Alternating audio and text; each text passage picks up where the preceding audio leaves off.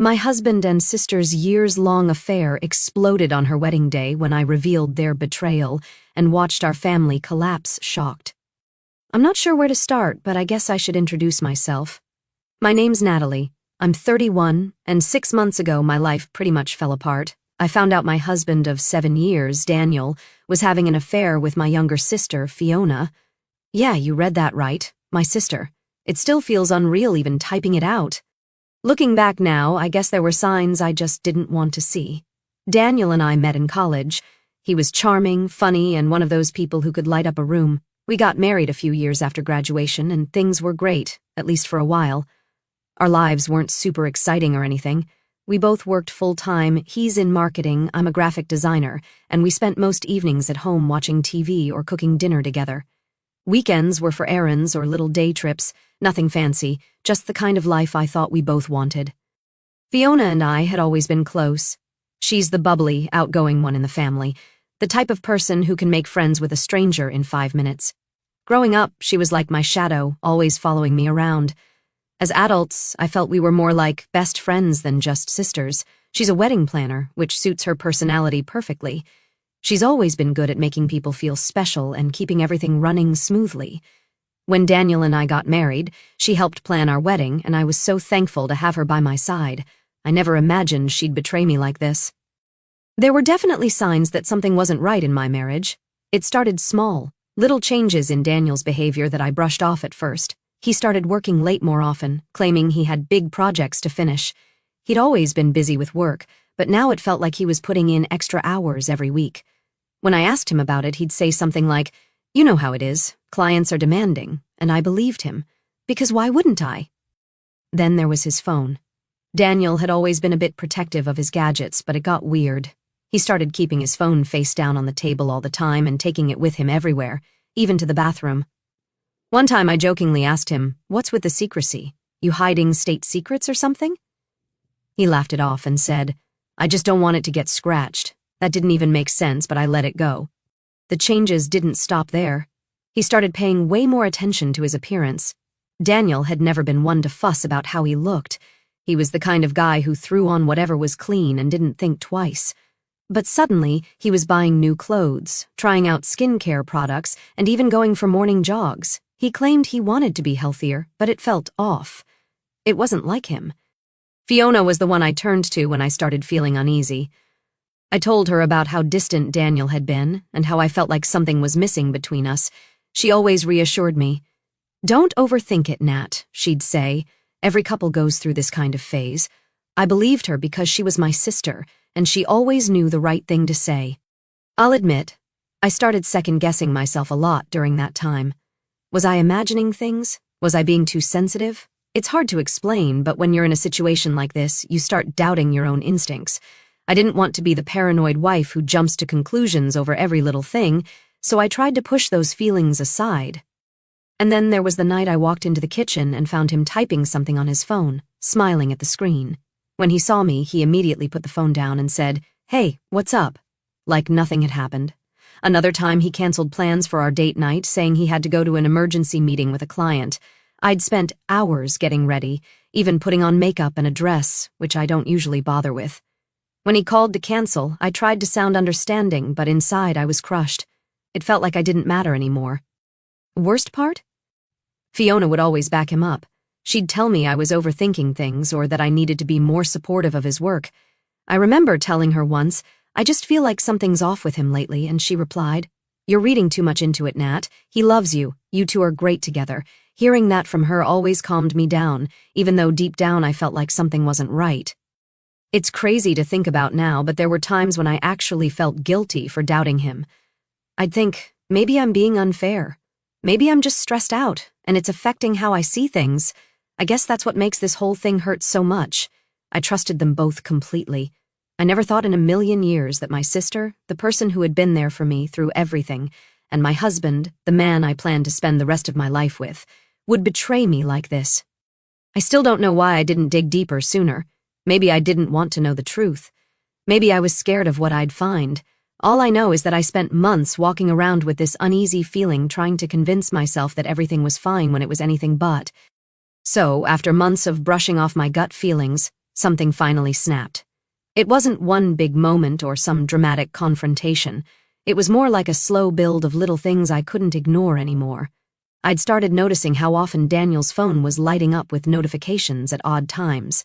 But it wasn't until one specific night that I decided to stop second-guessing myself. We were sitting on the couch watching a show. I don't even remember what it was because I was distracted the whole time. Daniel had his phone in his hand, like always, and I noticed he was smiling at something. It wasn't just a normal smile, though. It was this soft, almost affectionate look. I asked, "What's so funny?" trying to keep my tone light, but he immediately locked the screen and said, "Oh, nothing, just some dumb work thing." That response didn't sit right with me. Work texts don't usually make you smile like that. I let it go in the moment because I didn't want to start an argument, but that was when I decided I couldn't just keep ignoring this anymore.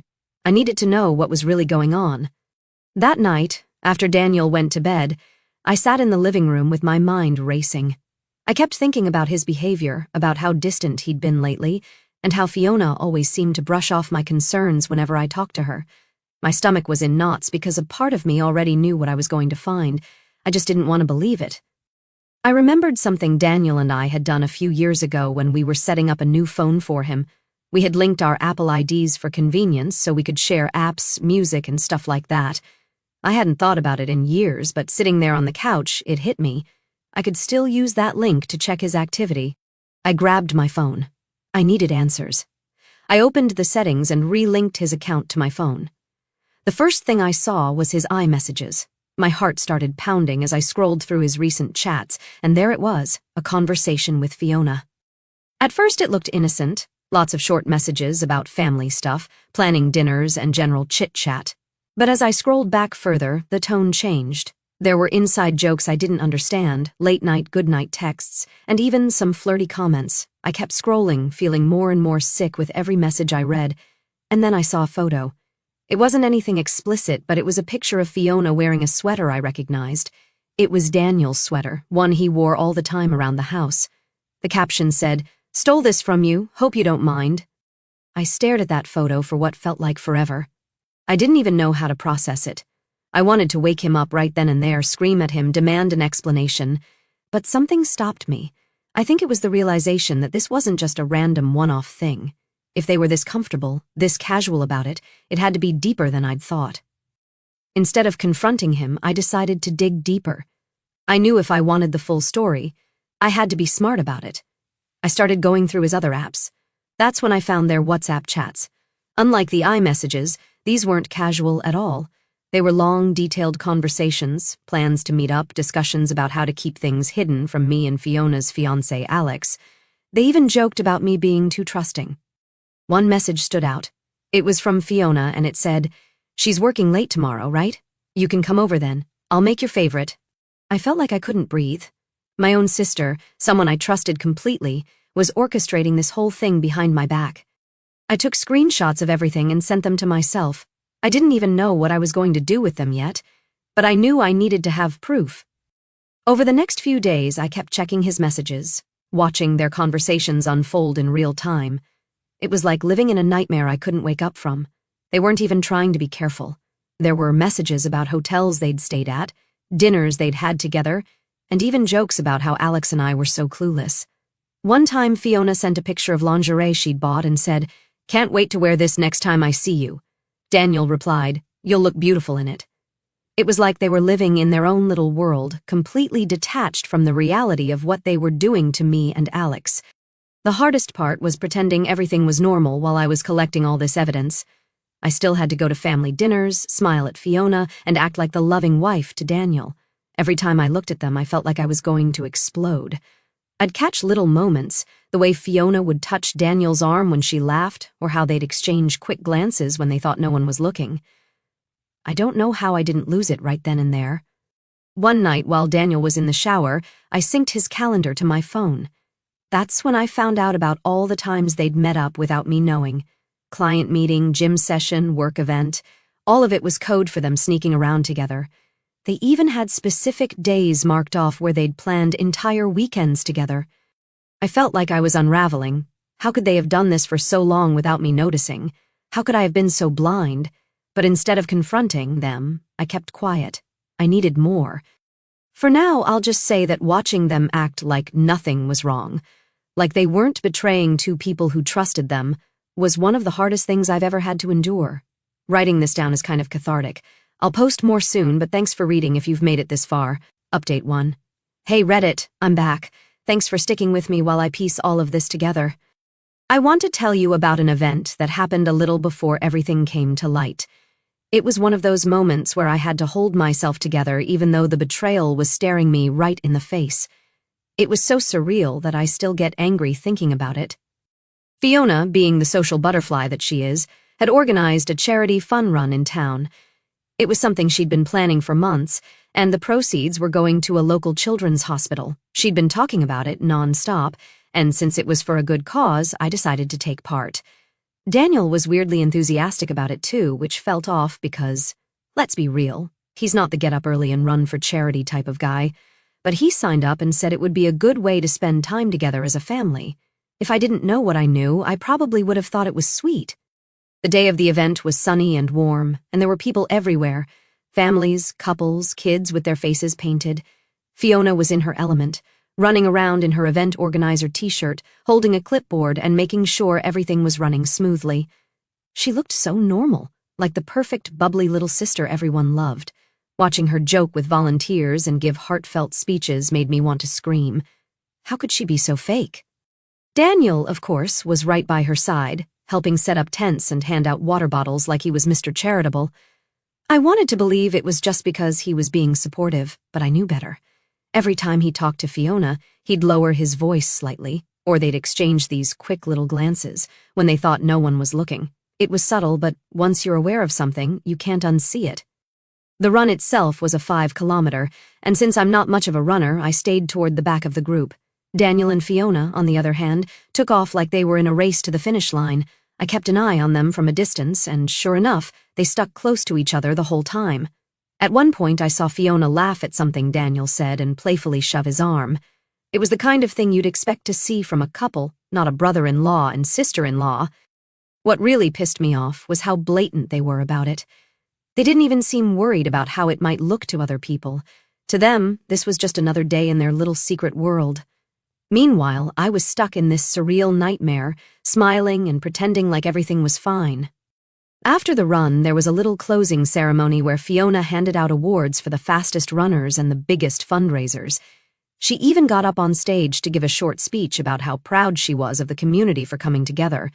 This event wouldn't have been possible without the support of my family and friends, she said, glancing at Daniel. My stomach turned.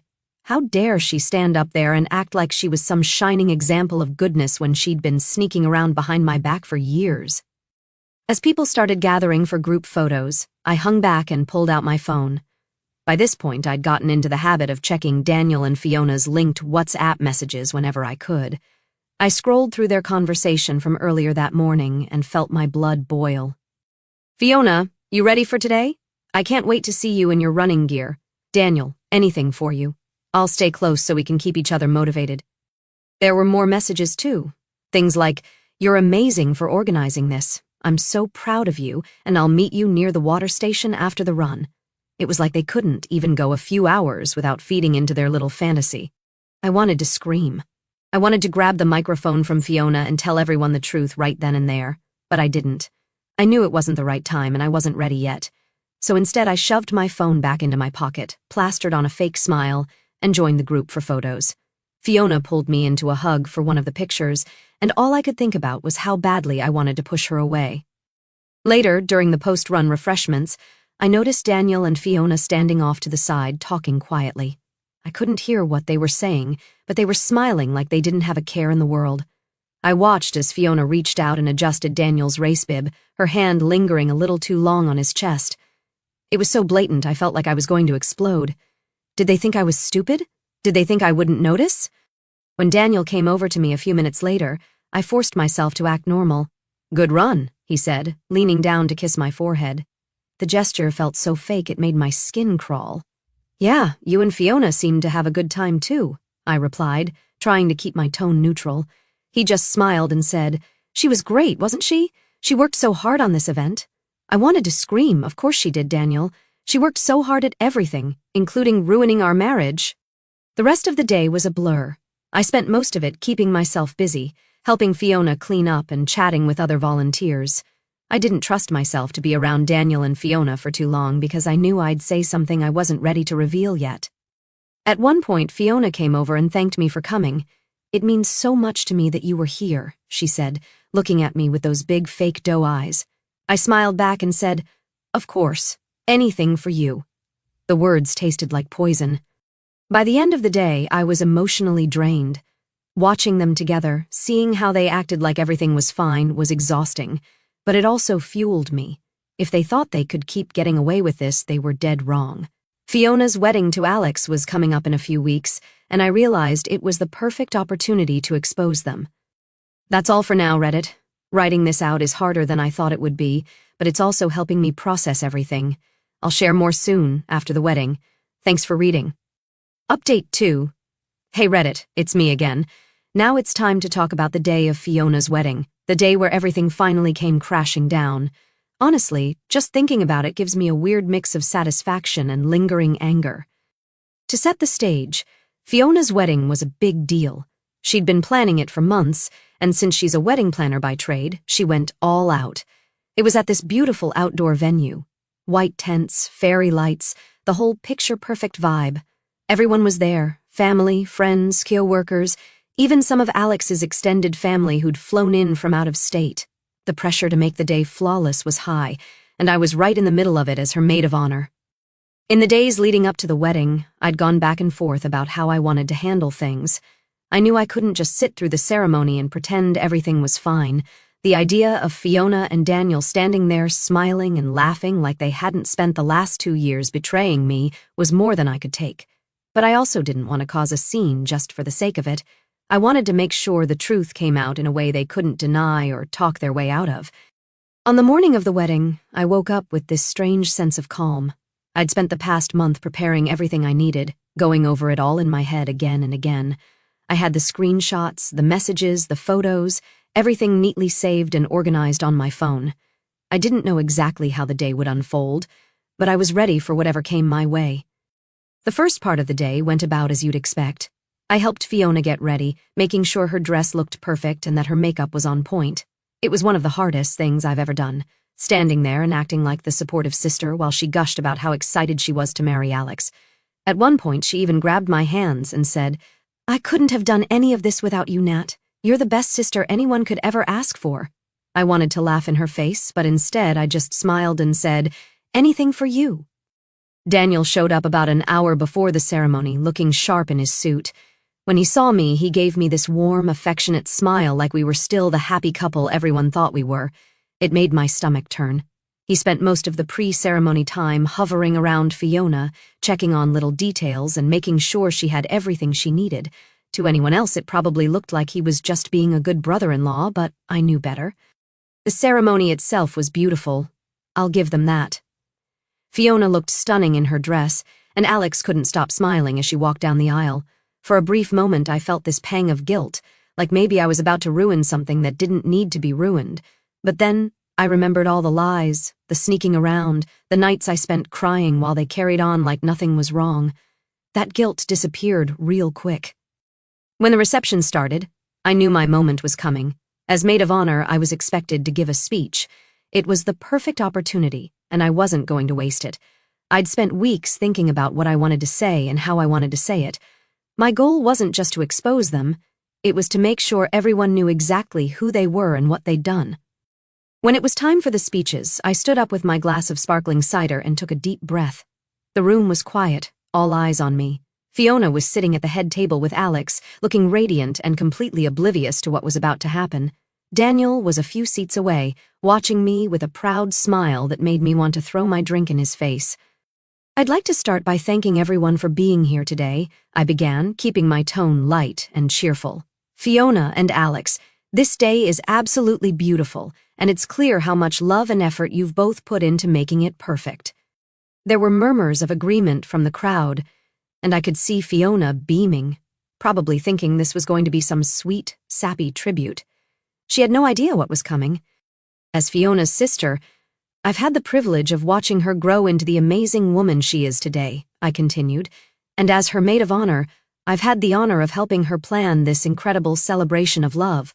But what I've also had, I said, my voice steady as I reached into my pocket and pulled out my phone, is a front row seat to a very different side of the story.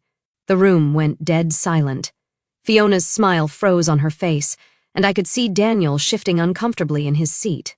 I unlocked my phone and pulled up a file I'd saved, a message thread between Fiona and Daniel. I held it up for everyone to see. Over the past few months, I've discovered some things about Fiona and my husband Daniel, I said, my voice steady despite the adrenaline coursing through me. Things that go far beyond what anyone here would expect. Like this message from Fiona to Daniel, sent 2 nights ago. I read it aloud. Can't wait to see you tomorrow. You'll always be my favorite. Gasps echoed around the room, and I could hear people whispering. Fiona tried to stand up, her face pale, but Alex reached out and grabbed her arm, keeping her in her seat. Daniel started saying something, probably trying to stop me, but I held up a hand to silence him. Or this one, I said, scrolling to another screenshot. She's working late on Thursday, so come over then. I'll make your favorite. I looked directly at Fiona as I added, that was sent while I was at work, busting my ass to help pay for this wedding, by the way. At this point, the room was chaos. Fiona was crying, Daniel was trying to stand up and explain, and Alex looked like someone had just punched him in the stomach. He grabbed the phone from my hand and started scrolling through the messages himself. When he looked up at Fiona, his face was red with anger. Is this true? He asked, his voice shaking. Fiona didn't answer, she just sat there, tears streaming down her face while the entire room stared at her. I could have said more. I could have gone on for hours about all the things I'd uncovered, but I didn't need to. The truth was out, and there was no way for them to talk their way out of it. I stepped away from the microphone and walked out of the room, leaving the chaos behind me. I went straight home. I didn't want to stick around to see the fallout or hear excuses. My phone was blowing up with texts and calls from family members, but I ignored most of them. I needed time to process everything. I'd spent so much energy preparing for that moment that I didn't even think about what came next. All I knew was that there was no going back. The first real update I got was from my cousin Jenna, who stayed at the reception to see how it all played out, her words, not mine. Apparently, as soon as I walked out, Alex lost it. He confronted Fiona in front of everyone, demanding to know how long it had been going on. When she couldn't give him a straight answer, he threw down his napkin, said something like "You disgust me," and walked out. Jenna said she'd never seen a groom leave his own wedding like that before. Daniel tried to chase after me, but Jenna and a couple of my other cousins stopped him. "You've done enough," she told him. She said he looked like he wanted to argue, but ended up just standing there like an idiot while everyone stared at him. Fiona was crying hysterically, but no one really went to comfort her. Even her closest friends were too shocked to say anything. By the end of the night, the guests started leaving, and the whole event just fizzled out. Alex's family was furious. They'd paid for most of the wedding, and now their son's marriage had ended before it even started. They packed up their stuff and left the venue without saying a word to Fiona or her side of the family. The next day, I filed for divorce. I'd been sitting on those papers for weeks, just waiting for the right moment. Daniel came home that evening looking like he'd aged 10 years overnight. He didn't even try to deny anything. He just sat on the couch and said, "I guess you're done with me now." I didn't even bother responding. I handed him the papers and said, "Sign these, and then you can pack your stuff and leave." He tried to apologize, but I shut him down. "You don't get to apologize," I told him. "You've had years to think about what you were doing. It's too late now." Daniel moved out that weekend, and from what I heard, he ended up back at his parents' house. It didn't take long for his professional life to fall apart, too. He worked as a marketing director for a mid-sized company, and while I didn't think his personal life would affect his job, I underestimated how fast news travels. One of the wedding guests had filmed part of my speech, of course they did, and shared it online. It didn't go viral or anything, but it made the rounds in our social circles, and eventually someone from his company saw it. The company's CEO, Clara, is a strong, no-nonsense woman who doesn't tolerate any kind of drama. She'd always been a big advocate for women in the workplace, and apparently when she found out what Daniel had done, she was disgusted. According to a mutual friend, she called him into her office and said something along the lines of, "I can't have someone with your lack of integrity representing this company." She gave him the option to resign or be fired, and he chose to resign. Good riddance. As for Fiona, her fall from grace was just as dramatic. Her wedding planning business relied heavily on her reputation and word of mouth. Once people found out what she'd done, clients started canceling their bookings left and right. A few of them even demanded refunds, which she couldn't afford to give because she'd already spent most of the money. Within a month, she had to close her business entirely. No one wanted to hire a wedding planner who destroyed her own sister's marriage. The irony isn't lost on me. Fiona tried to reach out to me a couple of times after everything went down. She sent these long, emotional texts about how sorry she was and how she never meant for it to happen. One message said, "I don't know how I let it go this far. I hate myself for what I've done to you." I didn't respond. I didn't have the energy or the desire to hear her excuses. She made her choices, and now she had to live with them. My parents, on the other hand, didn't take sides as clearly as I would have liked. My mom kept trying to fix things between Fiona and me, saying things like, "She's still your sister, and you'll regret cutting her out of your life." I told her straight up that some betrayals are too big to come back from. My dad, to his credit, was angrier. He told Fiona she'd brought shame on the family and said he couldn't even look at her right now. That was probably the closest thing to support I got from either of them.